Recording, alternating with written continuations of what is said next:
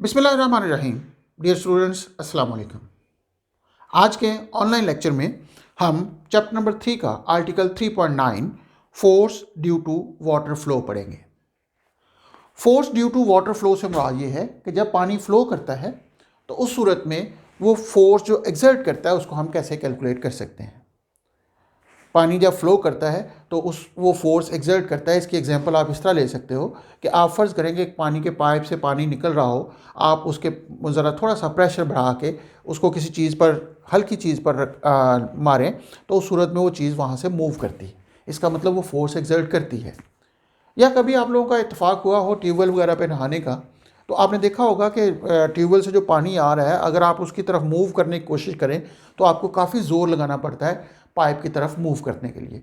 Reason उसकी यही है कि जो पानी आ रहा है उसकी मिकदार बहुत ज़्यादा होती है और जब वो आपके साथ आकर टकराता है तो उस सूरत में वो एक फ़ोर्स एक्सर्ट कर रहा होता है जो उसकी तरफ जाने से रोक रही होती है। या कभी आपने वाटर कैनन का इस्तेमाल देखा हो कि किसी जलसे या किसी हंगामे के दौरान पुलिस वाटर कैनन का इस्तेमाल करती है। उसमें बहुत हाई स्पीड के साथ वाटर जब आदमियों के ऊपर पड़ता है तो वो वहाँ पे आदमी गिर रहे होते हैं। इसका मतलब ये है कि वो पानी उन पर एक फ़ोर्स एक्सर्ट करता है, उनको पुश कर रहा होता है, धक्का दे रहा होता है। तो बेसिकली इस टॉपिक के अंदर हम उसी फोर्स की बात करेंगे कि वो फोर्स कितनी होगी। अब इसके लिए हम एज्यूम कर लेते हैं कि सपोज करेंगे हमारे पास एक वाटर पाइप है, हॉरिजेंटल पाइप है, उसमें से वाटर फ्लो कर रहा है। अब वाटर फ्लो करने के बाद जब वो निकलता है इसमें से और आगे एक वर्टिकल वॉल के साथ टकराता है, और टकराने से पहले इसकी वेलोसिटी अगर v है, सपोज कर लें कि टकराने के बाद ये वहाँ पे रुक जाता है। इसका मतलब ये हुआ कि वो वहाँ पे टकरा के गिरता जा रहा है या रुकता जा रहा है। तो initial velocity of water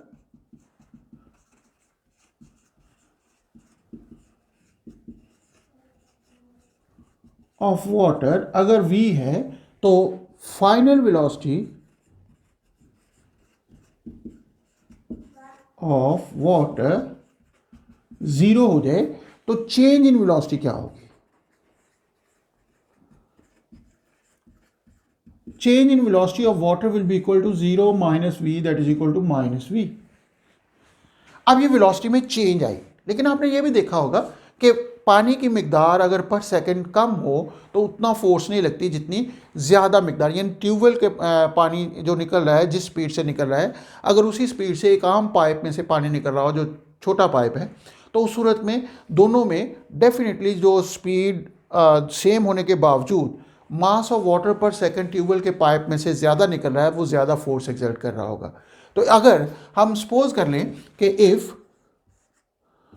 mass पर यूनिट टाइम वो m/t से अगर हम रिप्रेजेंट कर दें तो उस सूरत में इस मास का मोमेंट वेलोसिटी v है जो कि बाद में 0 हो रही है, तो इसका मतलब इसका पहले मोमेंटम है, कुछ देर के बाद उसका मोमेंटम 0 हो जाता है। तो जो चेंज इन मोमेंटम होगा during this time interval t, that will be equal to minus m/t into v. This will be the change in momentum per unit time. तो ये हमारे पास मोमेंटम में चेंज पर यूनिट टाइम को represent करेगा। And second law of motion F is equal to delta P over delta T, यानी जो rate of change of momentum होता है, यानी change in momentum per second जो होगा वो फोर्स के बराबर होता है। तो इट मीन्स कि this is the force experienced by the water due to which its velocity और momentum is changing m/t into v। मैं इसको f डैश से जाहिर कर देता हूँ कि ये वो फोर्स है जो वाटर पर लग रही है जिसकी वजह से उसकी मोमेंटम में चेंज आ रही है। तो इसका मतलब ये हुआ कि ये दीवार की फोर्स है जो वाटर पर लग रही है जिसकी वजह से इसका मोमेंटम चेंज हो रहा है। अब ये जो मोमेंटम हमारे पास चेंज हुआ, इससे लाजमी तौर पे फोर्स लगी दीवार की वाटर के ऊपर। According to Newton's third law, action and reaction are equal but opposite in direction. तो जितनी फोर्स दीवार वाटर पर लगा रही है टू स्टॉप इट, लाजमी तौर पे वाटर भी उतनी ही फोर्स दीवार पर लगा रहा होगा, लेकिन ऑपोजिट डायरेक्शन में। इसका मतलब ये होगा कि हमारे पास water force of water on wall, वो अगर मैं उसको F कह दूं तो that will be equal to minus F prime which is equal to m/t into v। इसका मतलब ये हुआ कि ये वो फोर्स होगी जो एक्ट करेगी दीवार के ऊपर बाय द वाटर। अब ये जाहिर कर रहा है कि वेलोसिटी, इनिशियल वेलोसिटी जितनी ज़्यादा होगी लाजमी तौर पे, या चेंज इन वेलोसिटी, ये v हमारे पास असल में चेंज इन वेलोसिटी को रिप्रेजेंट कर रहा है, क्योंकि हमने -v change in velocity, velocity में जितनी चेंज ज़्यादा होगी उतना ही फोर्स वो ज़्यादा है। और ये हमारे पास m/t मास पर सेकेंड, यानी जितना वाटर पर सेकेंड टकरा रहा है उसके साथ जाके दीवार के साथ, वो अगर ज़्यादा होगा तो फोर्स भी ज़्यादा एग्जर्ट करेगी। इसी वजह से ट्यूबवेल में से पानी जो ज़्यादा मिकदार में आ रहा होता है, सेम स्पीड होने के बावजूद वो ज़्यादा फोर्स एग्जर्ट कर रहा है, बिकॉज m/t उस सूरत में ज़्यादा होगा। फ़र्ज़ करें कि जैसे बुक में एग्जाम्पल के तौर पे उसने दिया हुआ है कि अगर हमारे पास वाटर 5 मीटर पर सेकेंड वेलोसिटी से आ रहा हो और टकराने के बाद वो रुक रहा हो, इट मीन्स कि हमारे पास वेलोसिटी पहले 5 मीटर पर सेकेंड थी, बाद में उसकी वेलोसिटी 0 हो गई, तो चेंज इन वेलोसिटी 5 - 0 यानी 5 मीटर पर सेकेंड कंसिडर होगी। और वहाँ से अगर वाटर 3 किलोग्राम पर सेकेंड हासिल हो रहा हो या मिल रहा हो या वहाँ पहुँच रहा हो, तो उस सूरत में force by the water will be equal to m/t, यानी 3 मल्टीप्लाइड बाई 5 करेंगे 15 हमारे पास न्यूटन के बराबर होगी। इसका मतलब ये होगा कि हमारे पास वाटर फोर्स एक्सर्ट करता है जो डिपेंड करता है चेंज इन वेलोसिटी और मास पर सेकेंड के ऊपर। ये था हमारे पास आर्टिकल 3.9, और इसके साथ ही हमारे पास article 3.10 momentum and explosive force का एक छोटा सा टॉपिक है, उसको भी हम आज ही कवर करते हैं।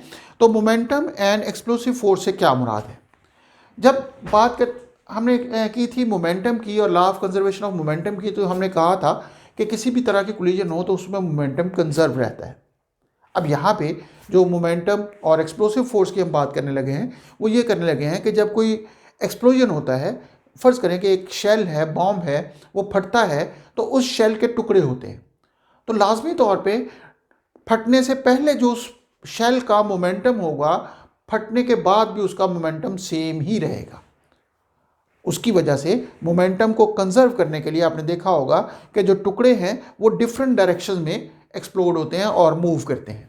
यानी हम कंसिडर कर सकते हैं कि अगर फ़र्ज़ करें कि एक शेल है जो वेलोसिटी v के साथ नीचे की तरफ आ रहा था, यानी इस वक्त इसका मोमेंटम mv है, यानी मास उसका m है और वेलोसिटी v है, नीचे की तरफ आ रहा है। अगर वो मिड एयर में एक्सप्लोड होता है, और आइडियल सिचुएशन में हम कह लेते हैं कि इसके सिर्फ 2 टुकड़े होते हैं, तो 2 टुकड़े होने की सूरत में लेट्स से कि हमारे पास टुकड़ों की डायरेक्शन ऑफ मोशन क्या होगी। टुकड़ों की जो मोशन होगी वो इस तरह होगी कि इन दोनों टुकड़ों का मोमेंटम, टोटल मोमेंटम इस मोमेंटम के बराबर होगा, यानी इनिशियल मोमेंटम के बराबर होगा। वी कैन से दैट अगर एक टुकड़ा इस तरफ जाता है, एक टुकड़ा अगर इस तरफ जाता है, तो इन दोनों का मोमेंटम बेसिकली इस mv के बराबर होना चाहिए। मैं ये कह सकता हूँ कि this should be equal to m1v1 plus m2v2। फर्ज करें कि ये इसका मास जो इस तरफ टुकड़ा गया है उसका मास m1 है वेलोसिटी v1 के साथ, और m2 और v2, ये हमारे पास इसका vector sum should be equal to mv, ये हमारे पास होना चाहिए। तो इसका मतलब ये है कि यहाँ पे भी law of conservation of momentum hold करता है, यानी दोनों टुकड़ों का टोटल मोमेंटम उस मोमेंटम के बराबर होना चाहिए जो ये टुकड़े होने से पहले था। इसको हम प्रैक्टिकली अगर देखें तो फर्ज करें कि एक हमारे पास गन और बुलेट की बात करते हैं। अब गन और बुलेट अगर देखा जाए, जब गन फायर की जाती है, बुलेट फायर की जाती है, तो फायर होने से पहले दोनों का मोमेंटम ज़ीरो होता है, बिकॉज गन भी रेस्ट पे होती है, बुलेट भी रेस्ट पे होती है। लेकिन जब फायर होता है तो उस सूरत में बुलेट आगे की तरफ मूव करती है, तो we will experience a recoil in the backward direction by the gun. अब वो जो गन को पिछली तरफ झटका लगता है, उसको अगर हम यहाँ पे law of conservation of momentum के हिसाब से देखें तो वो कैसे होगा। फर्ज करें कि हमारे पास गन और बुलेट जब फायर होने से पहले दोनों रेस्ट पे हैं, तो मोमेंटम बिफोर फायर वो ज़ीरो होगा। तो लाजमी तौर पे momentum after fire that should be equal to M mass of the gun को हम कैपिटल एम से जाहिर कर देते हैं, वी कैपिटल वी से हम वेलोसिटी ऑफ द गन को जाहिर करते हैं, plus small m into small v bullet के लिए हम यूज़ कर लें। तो उस सूरत में ये हमारे पास अगर मोमेंटम आफ्टर फायर हो तो अल्टीमेटली इन दोनों को कंपेयर करना पड़ेगा because of law of conservation of momentum. तो यहाँ पे M v plus small m into v should be equal to zero.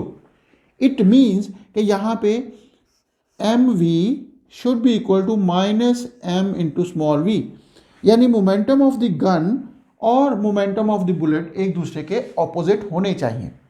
अब इसका मतलब ये भी लिया जा सकता है कि velocity will be equal to minus m over capital M into v. ये चूँकि स्केलर क्वांटिटीज है, स्मॉल एम और कैपिटल एम कोई भी नंबर हो सकता है, और v is equal to minus this bracket into small v। इसका मतलब ये है कि ये हमारे पास वेलोसिटीज़ की डायरेक्शन एक दूसरे के ऑपोजिट होगी, यानी बुलेट अगर आगे की तरफ मूव कर रही है तो वेलोसिटी ऑफ द गन पीछे की तरफ होगी। तो ये हमारे पास रिजल्ट शो कर रहा है। अब इसमें जो अहम चीज़ है वो ये है कि चूँकि मास ऑफ द बुलेट और मास ऑफ द गन के दरमियान रेशो बहुत ज़्यादा कम होती है, means mass of the bullet फ़र्ज़ करेंगे 20 ग्राम की है, तो उस सूरत में और ये हमारे पास 10 किलोग्राम की है, तो अल्टीमेटली इसका जो रेशो आएगा आंसर बहुत स्मॉल होगा और वेलोसिटी ऑफ द बुलेट बहुत ज़्यादा होगी, लेकिन इस रेशो की वजह से जो वेलोसिटी ऑफ द गन होगी that will be very small. इसी वजह से जो लाइट वेट गन होती हैं उनमें से जब बुलेट फायर होती है तो वो उसका झटका ज़्यादा शदीद होता है as compared to heavy guns.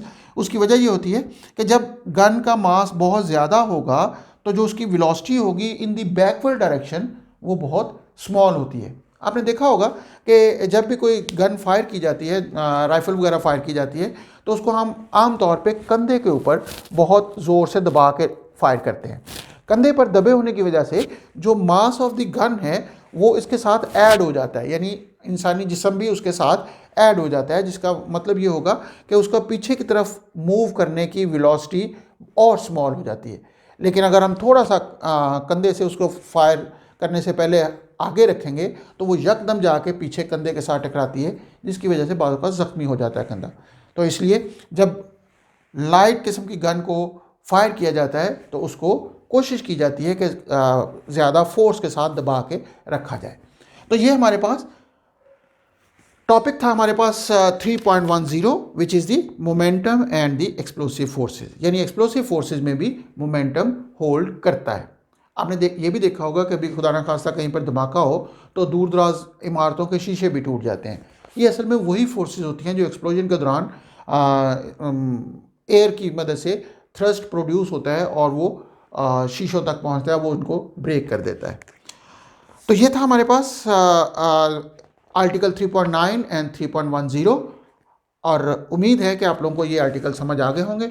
अगर इनमें कोई प्रॉब्लम हो, इनकी रीडिंग में कोई प्रॉब्लम हो तो आप कमेंट बॉक्स में जाके क्वेश्चन कर सकते हैं। मैं कोशिश करूँगा कि इसका जल्दी आंसर कर सकूँ।